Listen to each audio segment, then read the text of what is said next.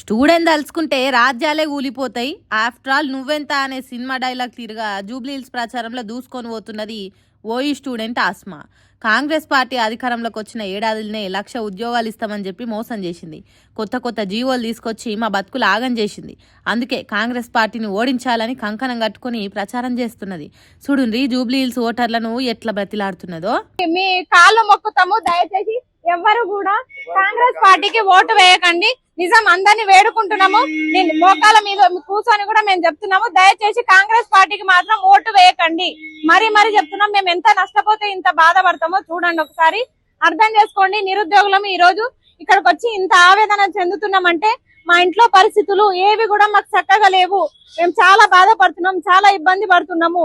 అంత ఇబ్బంది పడే మేము ఇక్కడ నామినేషన్లు వేసినాము. ఇగోండి మా ప్లకార్డ్స్ కూడా ఇవే.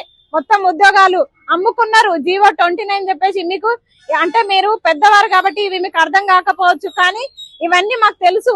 ఈ జీవోల వల్ల మేము ఉద్యోగాలు కోల్పోయినాము.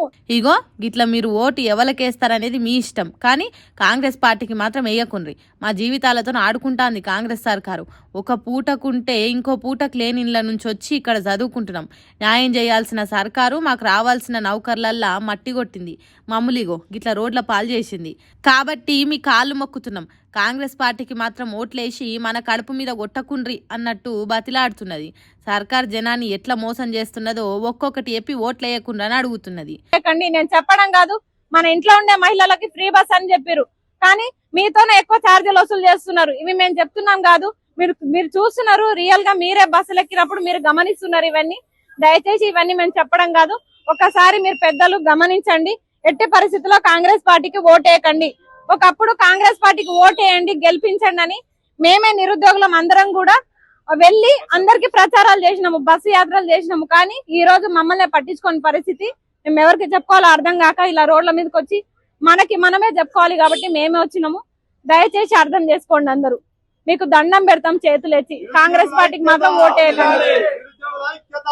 చేతులు జోడించి కాంగ్రెస్ పార్టీకి ఓట్లు వేయకుండా అని మొక్కుతున్నది.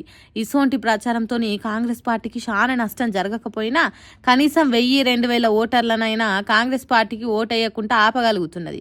మరి ఆస్మా కాంగ్రెస్ పార్టీని ఎంత పెద్ద దెబ్బ కొడుతుంది అనేది ఎన్నికల రిజల్ట్ తెలుస్తుంది.